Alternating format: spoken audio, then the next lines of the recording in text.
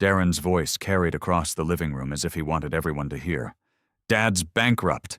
He hasn't told anyone because he's embarrassed. We need to figure out how to support him." Conversations stalled. Forks rested mid-air. Relatives stared at him, then shifted their eyes toward me. No one said much, but the change in the room felt sharp and immediate. I stood a few steps behind Darren. He didn't turn around. He went on adding more details that had nothing to do with the truth. He's not managing the charity fund anymore. It's getting out of control. Someone has to step in before things fall apart. A cousin near the couch raised a brow. "Are you sure, Darren, your dad never mentioned anything like that?" Darren lifted his shoulders. "The bank's reviewing his accounts. They're worried he can't handle the financial responsibility. I didn't want to say anything today, but you all deserve to know." A murmur spread across the group. Questions, whispers, curious looks trying to piece together a story he hadn't finished spinning. He still avoided facing me. He knew exactly what he was doing. My voice cut in. "Darren, if you've got something to say about me, you can say it to me." He stiffened, then turned with the expression of someone cornered but determined to perform. "I'm just trying to help Dad. This isn't about blaming you. I thought the family should understand what's going on so we can figure things out together." The tone made him sound thoughtful, almost gentle. A few relatives nodded, unsure of where to stand. He played the part well-concerned son, caring adult, a man stepping up, because his father supposedly couldn't. No one raised a voice. There was no shouting, no dramatic gesture. Yet the room held its breath as if waiting for the next blow. Each pair of eyes drifted between us, reading reactions, trying to decide which version of the story made sense. Darren clasped his hands, leaning slightly toward the group. "The charity's been unstable for months. I've been talking to people at the bank. They said some things didn't add up. He was comfortable, too comfortable." Every sentence pushed the narrative further from the truth and closer to whatever he wanted people to believe. This wasn't a slip of the tongue. It was planned. My jaw tightened, though the rest of my expression stayed even. "You should have talked to me privately." He shook his head. "I tried. You brushed it off. Someone has to keep this family from falling apart."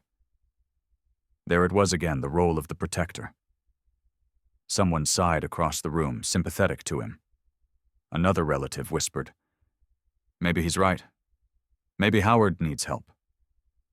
The words stung in a way I didn't show. No point dragging the scene further. Not there. Not in front of them. Coats were stacked on a bench near the door. Mine landed in my hand before I made the decision to leave. A niece asked softly, "Are you heading out already?" "Yeah," I said, keeping my tone steady. Email alerts stacked up before I even sat down. The subject lines had the same tone, urgent flagged action needed. One message in particular mentioned a request to change the authorized party on the charity account. Another referenced a signature mismatch. The timing felt deliberate, as if someone had been waiting for the weekend to slip those notices through. A document attached to the third email caught my attention. My name appeared at the bottom, followed by a curved signature that resembled mine, but didn't carry the small break in the middle of the M that I'd had since college. Whoever copied it didn't know that detail. Scrolling through the pages didn't bring clarity. The language implied I'd approved a transfer of authority. The formatting looked right, but the tone of the letter didn't match how I typically wrote. Something had been pieced together. A drive to downtown Phoenix felt necessary. The office that handled the charity's administrative records sat on the 5th floor of a modest building near a cluster of law firms. A receptionist greeted me with a routine smile before directing me to an employee who managed donor accounts. He typed for a moment, then raised his head. "Your son submitted an update last week. He said you wanted him to take over some responsibilities." No explanation formed in my mind quickly enough. I'd like a copy of whatever he submitted. The employee nodded and walked to a printer. A few pages emerged. He placed them on the counter, tapping the top sheet. These were sent electronically from an address listed as yours. Nothing else was worth discussing. After thanking him, I left with the packet folded under my arm. A small diner in Tempe sat close to the community center where Elena Brooks worked. She had always been sharp with numbers, sharper with inconsistencies. A text brought her over during her lunch break. Her glasses slid slightly down her nose as she skimmed the pages. "This isn't clean," she said, running a thumb along the margin. "Where right here? This line spacing doesn't match the rest. Someone copied a footer from an older document and didn't adjust the formatting." She flipped to another page. "And that signature is pulled from a scanned form. You can tell by the pixelation on the curve." The realization that Darren had likely used old files stashed somewhere in the family's shared account made my stomach tighten. Elena continued straightening the papers into a neat stack. "He's trying to build a legal trail. If enough small changes go through without objection, banks or oversight boards assume consent. They rely on patterns," she explained. A pause settled between us, not the kind that suggests peace, more a moment where truth lands and waits to be acknowledged. Her next sentence cut through it. "You've been letting him take the lead in conversations for years. People fill space when you leave it empty. He's taking advantage of that." No argument formed. Years of stepping back to avoid conflict flashed through my mind. It wasn't strategy. It wasn't wisdom. It was habit, and habits create openings. Elena slid the documents across the table. "You need to check the older records at home. Compare them. Find the originals. If he used any file you kept unprotected, that's his entry point." She didn't give speeches. That was one of the reasons I trusted her. The drive back towards Scottsdale crawled along a congested stretch of freeway. Thoughts churned with each mile. Darren's confidence at the Christmas gathering made more sense now. He had already set the stage. He'd spoken in past tense as if decisions had been finalized. The house felt still when I stepped through the door. No hum of appliances drawing attention. No sound from the yard. Papers filled 2 filing boxes in the study. The lids came off without hesitation. Dates on each envelope contract and donation summary needed reviewing before anything else. A stack from 5 years earlier held the same letterhead Darren used. A quick comparison revealed the same template he'd copied down to the formatting of the page number at the bottom. He likely lifted the signature from a tax form that had been scanned during audit season. One folder in particular contained the full authorization agreement I had signed when setting up the charity after my wife passed away. Her handwriting marked a few lines in the margins. Notes she added to remind us about annual reviews, donation transparency, and our commitment to keep the fund small and local. That folder might contain the key to undoing whatever Darren submitted. Still, nothing moved forward without proof. A vibration from my phone shook the desk. Another alert slid across the screen. "Your update request is pending review." Not a reminder. A new submission. The message carried a date and timestamp from barely 10 minutes earlier. Darren was working fast. Faster than I expected. The file boxes rode in the passenger seat as I drove to Mesa. A former colleague, Stephen Klein, ran a small law office near the courthouse. He'd handled a few matters for me years back and never rushed through paperwork. That was what I needed, someone patient enough to dig through the mess. Stephen greeted me with a nod, then motioned toward a table. "Drop everything here. Let's see what your son tried to pull." His tone carried no judgment, just a firmness that helped steady my thoughts. He opened the first folder, scanned several lines, and pulled out a printed form. "This part's routine," he murmured, flipping to the next document. The hum of his pen tapping the table had its own rhythm. He stopped tapping once a particular page caught his eye. "I'll need you to look at this." He placed a letter in front of me. The header matched the charity's original format, but the body had language I'd never use. A paragraph near the bottom suggested I had agreed to dissolve the fund and transition operations to an updated model under the direction of Darren Mercer. My chest tightened. He wants to dissolve it. Stephen pointed toward a section at the end. He already requested it. This isn't a proposal. It's filed as an action pending approval. The floor under me felt unsteady. Darren hadn't simply pushed boundary lines, he'd redrawn them. The fund had been created after my wife passed, meant to honor her. Letting it vanish would erase something she'd poured herself into. Stephen kept going. He used a combination of older templates and new language. He's been preparing this for a while. You didn't authorize any of this, correct? No. Then none of it holds unless you let it hold. The words stung more than Darren's behavior. A portion of this nightmare came from how freely I'd allowed him access to old documents. I'd assumed he'd respect the lines. That assumption now looked naive. A thought crept in, just hand it over, walk away. Let him manage whatever he wanted. That urge surprised me. It wasn't fatigue alone. It was the part of me that never wanted conflict. Stephen snapped another folder open. You're thinking about giving in. Don't. You surrender this, and the whole purpose of the fund evaporates. He wasn't wrong.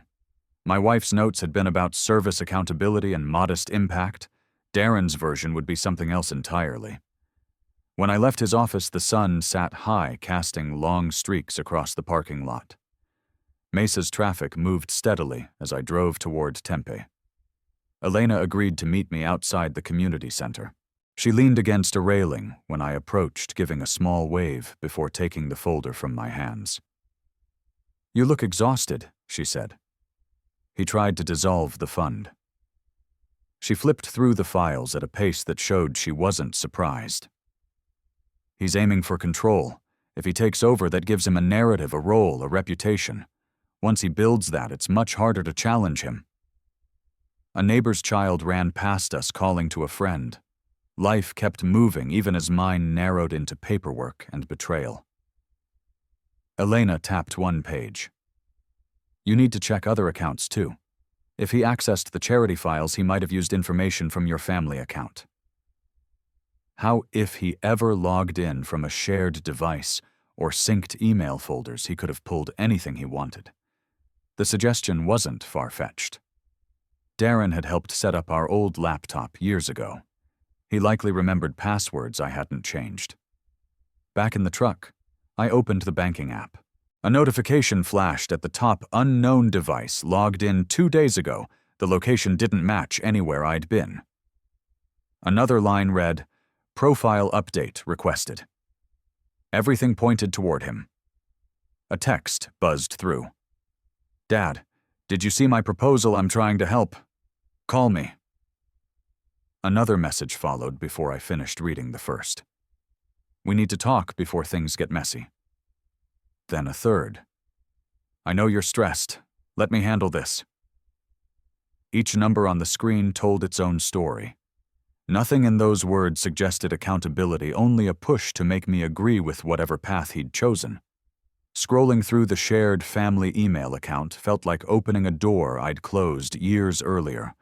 Old photos, archived bills, and event reminders cluttered the inbox. A folder labeled Taxes on 2018 caught my eye, though the last time I opened it had been long before Darren's involvement with the fund. A document inside carried a recognizable naming pattern, something he would use. The PDF loaded slowly, revealing a signature block with my name. The edges around it weren't clean. The signature looked sharper than the rest of the scan, as if overlaid. An altered file. One he'd kept as a template. Messages from Darren kept appearing at the top of the phone screen.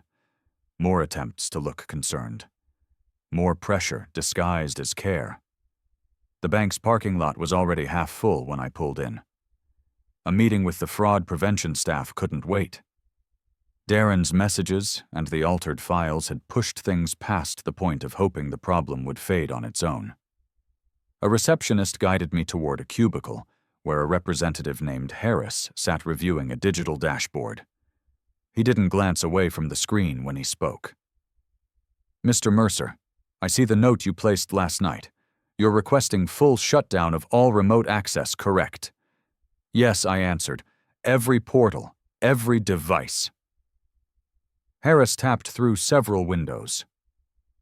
"That can be done, but I need to inform you your son submitted another packet early this morning." My posture stiffened. "What kind of packet?" "A full update. It includes a second request to shift control of the charity account and dissolve the current structure." The submission came from an address verified as yours. He used my personal information again. Harris nodded once. "Based on what I'm viewing, yes. The system recognized matching data from your prior documents. That's why it moved forward in the queue." A cold frustration rose in my chest. Darren had struck faster than I'd anticipated. The false signature on the first file had been a test run. This second one was the real play. Harris continued, clicking his voice level. "Because we detected overlapping identifiers, our system automatically flagged potential impersonation. We've locked down a portion of your accounts until this is resolved." I leaned forward. "What does that mean exactly?" "It means you currently have limited access. Transfers, withdrawals, and administrative changes are frozen. The charity fund is frozen as well." The words landed like a blow. The very account Darren wanted to control now sat in limbo because of him. The fund couldn't release money except donations or complete scheduled distributions. Everything stalled until the bank confirmed who was acting in good faith. I steadied myself. "What do you need from me?" "Verification in person, which you're already doing. And documentation proving the submitted files were fraudulent. Once you provide those, we'll escalate this through our legal department." A printer whirred behind him as he ordered several pages for me to review. The documents detailed the timeline of Darren's requests, timestamps, addresses, and the name he'd typed over my signature. Seeing it spelled out so plainly stirred something sharper than anger. This wasn't carelessness. It was an attempt to overtake everything connected to my wife's memory. Harris handed me the stack. "Look through these. We'll need your written statement before the legal team can act." My phone buzzed in my pocket as I took the papers and walked toward the exit. The name on the caller ID belonged to my cousin Mark. He rarely phoned unless something serious had come up. When I answered, his tone carried hesitation. "Howard, I don't want to overstep, but Darren's been talking with the family. He said you're overwhelmed and need help managing your accounts." I stopped near the curb. "He said that?" "Yeah. He made it sound like you're in a tough place. People are worried." Mark waited for a response, but I didn't offer one. A lump formed at the base of my throat, not from sadness, but from the weight of how fully Darren had shaped the narrative. "He told everyone you've been confused lately," Mark added. I didn't want to believe him, so I figured I'd call. My grip tightened around the folder of bank documents. "I appreciate you checking," I said, keeping my voice steady. We ended the call, and I stayed there for a moment with the Arizona heat pressing across the pavement. The problem had grown past a dispute between father and son. Darren had brought the entire family into the story, twisting my silence into weakness. The realization settled heavily he wasn't improvising. He had mapped out an entire strategy, paperwork, family influence, legal filings, all designed to corner me. I turned back toward the building. The stairs led up to the lobby where I'd spoken to Harris, but the legal department was on a different floor. The elevator sat at the end of the hall, its doors closed, a faint hum coming from behind the metal. The folder in my hand held every time-stamped entry the bank had printed. Proof that someone had mimicked my identity and tried to bury the charity fund under a new version of Darren's making. The situation could no longer be handled through casual conversations or gentle corrections. I pressed the elevator button and listened to the soft chime announcing its arrival. The doors slid open. Harris had given me a contact name, one of the bank's senior legal advisors who dealt with identity misuse. As I stepped inside with the folder tucked under my arm, I rehearsed what needed to be said, clear, concise, factual. The elevator began its ascent, carrying me toward the office where I'd request an emergency meeting to put this entire ordeal under formal review. The legal department met me in a conference room with a long table and too many chairs. A senior advisor named Morrison sorted through the packets I'd brought from Harris. He examined the signature on the second submission first, then the version Darren had filed weeks earlier. "This stroke pattern is duplicated," he said, drawing a pen lightly across the printed page. "It matches a signature from a scanned document you submitted 4 years ago. Someone lifted it and pasted it into a new form." His certainty hit like a blunt instrument. "So you're confirming it was copied?" "Copied and refined," he replied. "Whoever did this used multiple documents to fill gaps. This wasn't sloppy work." He continued, "We've suspended all online access associated with your accounts until this is resolved. It's mandatory protocol when impersonation is suspected." The words landed heavily. Losing digital access meant nearly every aspect of my financial life was frozen. The fund, my personal investments, even day-to-day management, all paused. Morrison slid a form toward me and waited for my signature. "It's inconvenient," he added, "but necessary. Once our investigation confirms you didn't authorize these submissions, we'll reinstate full control." My pen moved slowly across the page. Each stroke reminded me how quickly Darren had closed around me and how unaware I'd been of the groundwork he'd laid.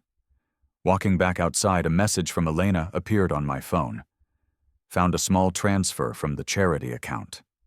$50 moved to Darren's personal checking 3 weeks ago. Might have been a test. He wanted to see what he could get away with. Another line came seconds later. "He's been building a trail. You need to act fast." Her findings drove a spike through whatever part of me still hoped this had been a moment of bad judgment on Darren's part. It wasn't.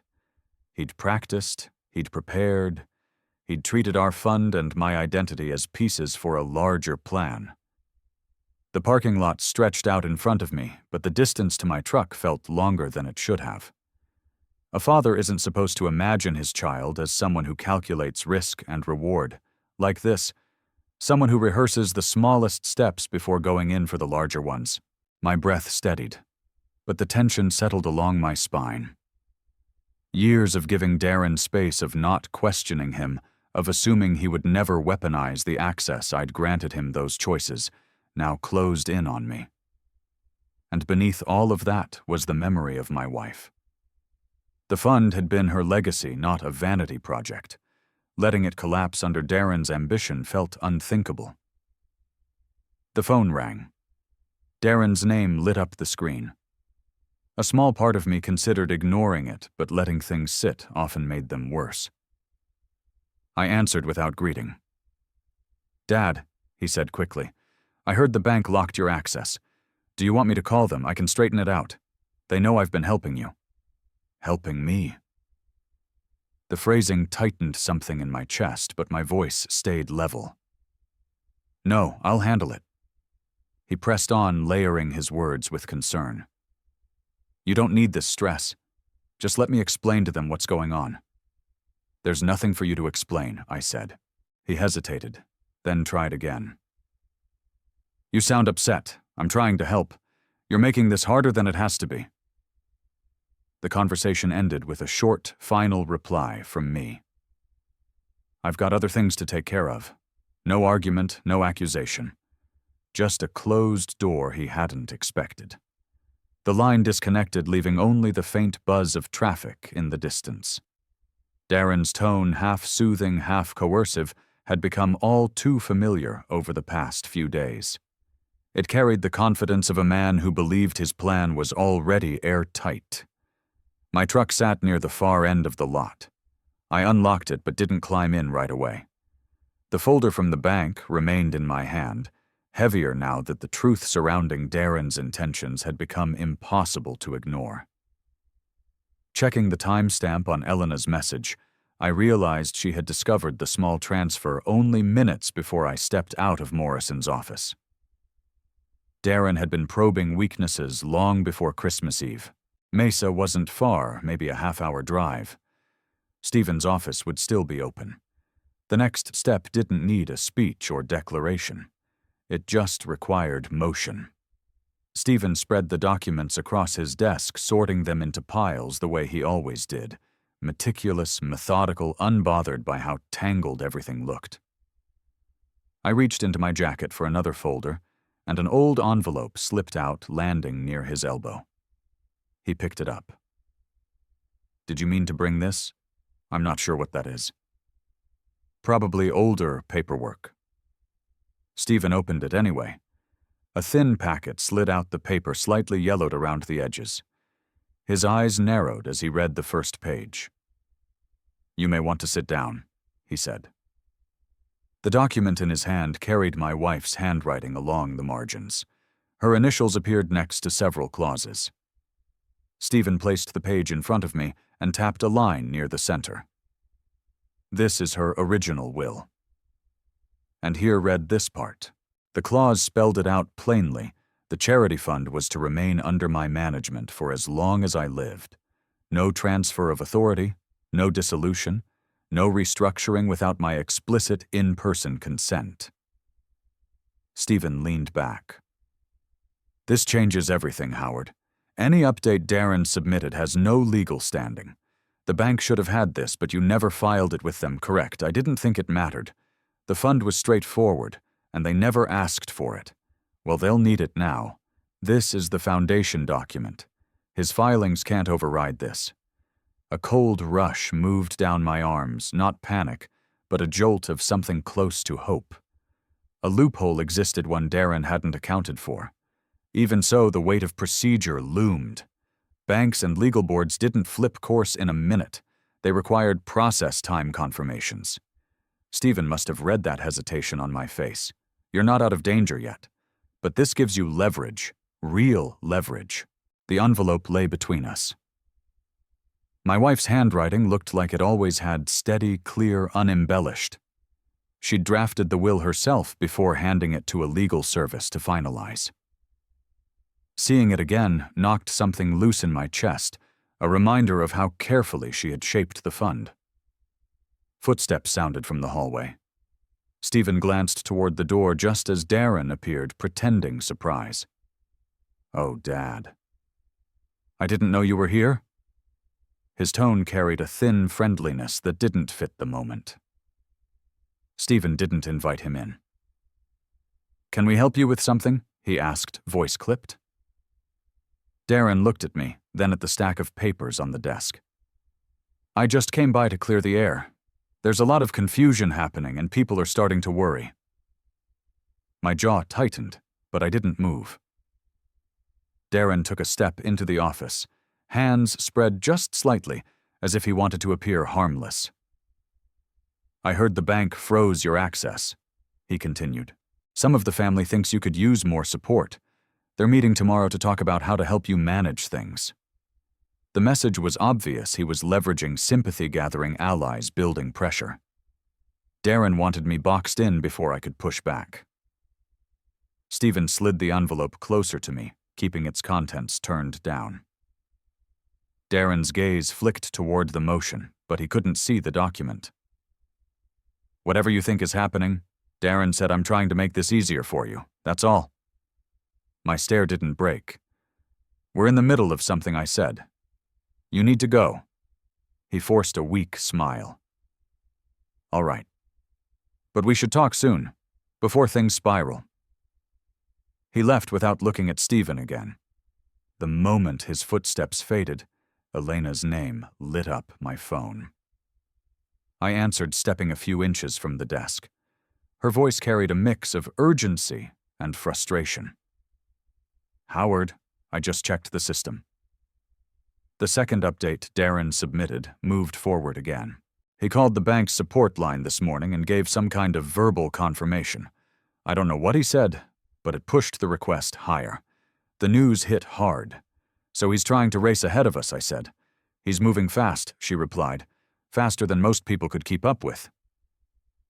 Ending the call didn't steady my nerves. Darren's pressure campaign. The family whispers the rapid filings, each piece made it clear he believed he'd already won. And with the bank still waiting for full verification. The window to counter him felt narrower by the hour. Stephen watched me place the phone back in my pocket. You're running out of time, he said. Get that will filed with the bank immediately. I'll prep an affidavit to accompany it. His words focused my thoughts, pushing aside the fog of frustration. I gathered the documents into a neat stack, tucking the will into a safer folder. Mesa's streets felt uncluttered as I stepped outside. The sun had drifted lower, casting stretched shadows across the sidewalk. The truck's interior held a dry warmth as I settled behind the wheel. The will rested on the seat beside me, her handwriting visible through the thin paper. Tracing one line with my thumb, I thought of the years she spent building the fund, of the promise I made to maintain it, and of Darren's attempt to turn it into something else entirely. The lobby felt tense the moment I walked in, though no one said anything outright. A manager named Russell greeted me near the service desk. He motioned toward a meeting room and asked me to follow. The folder containing my wife's original will stayed under my arm, kept flat, so the pages wouldn't bend. Once the door closed, Russell took a seat across from me. Mr. Mercer, I understand you have new information relevant to the recent activity on your accounts. The will slid across the table. This is the governing document for the charity fund. It's the original version. My wife wrote it before she passed. He handled the pages carefully. His eyes moved across the lines with a practiced focus, then stopped at the clause naming me as the sole manager for life. This supersedes every update filed afterward, he said. Your son's submissions cannot override this, not legally, not administratively. Another bank employee, a legal liaison named Fletcher, joined us. She reviewed the will, compared it against the copies stored in their system, then exchanged a look with Russell. We're suspending every file submitted under Darren Mercer's name, Fletcher said. Effective immediately. Before anything else could be discussed, the meeting room door opened again. Darren stepped through with a tense smile, acting as if he'd been invited. I was told my dad was here, he said. I figured you might need clarification. His appearance didn't surprise me. He'd learned how to anticipate movement mine, the banks, the families, and insert himself where he thought it benefited him. Russell straightened in his chair. Mr. Mercer, we're in the middle of a confidential review. You'll need to wait outside. Darren ignored the request. I just want to help my father. He's been overwhelmed and he hasn't been thinking straight. I tried to step in before things got worse. His voice softened like someone pleading on cue. Dad, I only submitted those updates because I thought you needed support. You forget things sometimes. People are worried. I kept my hands still on the table. Your concern doesn't match your actions. He blinked quickly, eyes reddening at the edges. You're twisting it. I've been trying to protect you. Fletcher folded her arms. Trying to protect him doesn't involve copying his signature from archived files. That hit him harder than anything I'd said. Color drained from his cheeks. She continued. We pulled the metadata on your submissions. You imported signature blocks from documents stored on the shared family drive. You accessed those files using credentials linked to your father's old account. Darren shifted his weight. I thought I had permission. You didn't, Russell said sharply. And the will your father provided makes it clear he cannot transfer authority, even if he wanted to. Darren's eyes dropped to the table. So you're saying none of my updates count? That is correct, Fletcher answered. Everything you filed is void. We're also reviewing the small transfer you made from the charity account. That transaction raises additional concerns. He swallowed hard, the reality settling in. A soft knock sounded at the door. Elena appeared holding a folder of her own. She offered it to Fletcher. These are the flagged transactions I mentioned earlier, she said. The ones that show irregular patterns after Darren accessed the shared email. Her presence steadied me, not by speaking for me, but by backing up the facts. Russell and Fletcher scanned the pages and nodded. This confirms multiple breaches, Fletcher said. We'll be forwarding all of this to our fraud review unit. Darren stumbled a step backward. You're treating me like a criminal. No, Russell replied. We're treating your actions according to protocol. He stood there looking smaller than he had in years.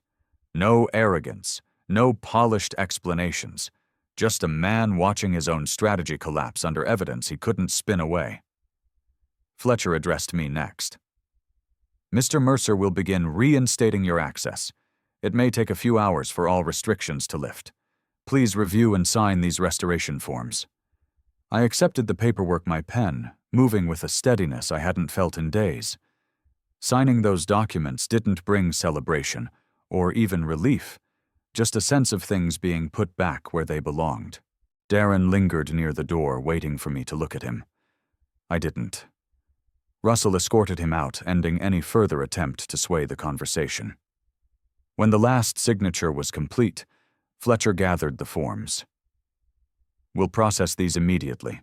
Someone will notify you once everything is active again. Russell waved me into his office first thing in the morning. He already had the restoration file open on his screen. I handed him the original will again, so it could be scanned into their long-term archive, not just attached to the fraud report. We'll keep the physical copy in our secured vault, Mr. Mercer, he said. It becomes part of the permanent record. The scanner clicked several times. He checked each page to confirm legibility, then uploaded everything into the system. This finalizes the reinstatement. You'll regain full online access by midday. A simple nod was enough. Words felt unnecessary. He printed one last confirmation sheet and slid it across the desk for my signature. After leaving the bank, a thought lingered how easily I'd let silence shape the direction of things for years. Darren hadn't stepped into a space I guarded. He stepped into a space I'd left open. I'd assumed being steady and unobtrusive would prevent conflict. Instead, it gave him room to rewrite reality until he believed he owned it. A message buzzed on my phone. Dad, can we meet? I want to explain. Another followed. I didn't mean for things to get this far. Please talk to me. The screen dimmed without any reply from me. Distance wasn't revenge, it was correction. I'd spent too long allowing him to believe my boundaries were optional. Now he would learn they weren't.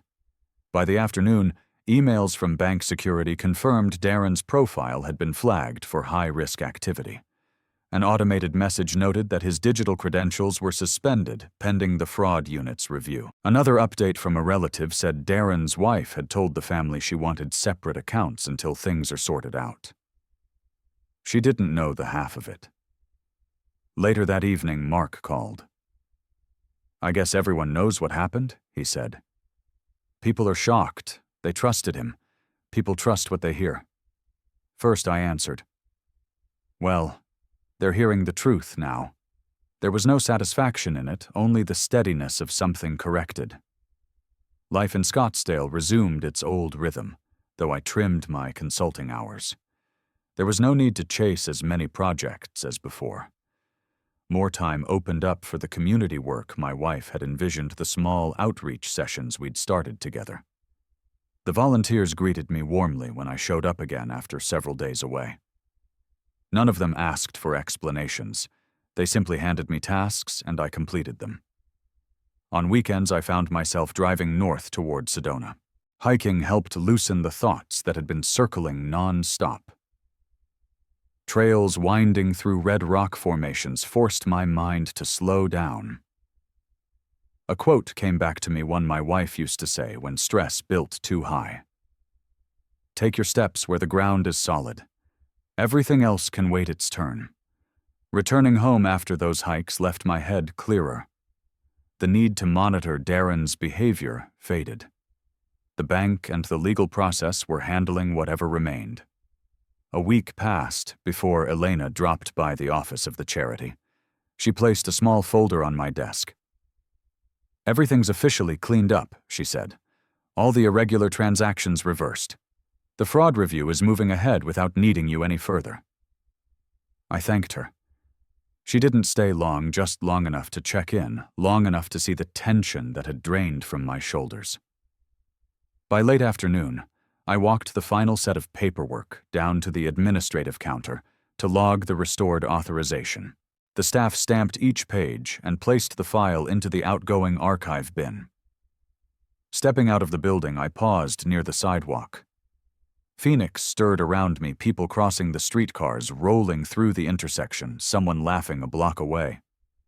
Daily life in motion, unbothered by my private war. The sun hung low, casting long streaks across the pavement. I didn't feel triumphant. I didn't feel defeated either. Just settled. The fund was intact. The truth was documented. The distance between me and Darren was no longer a wound, just a boundary reclaimed. I adjusted the strap of my bag and started walking toward the parking lot, blending back into the steady noise of the city as the end-of-year rush unfolded around me.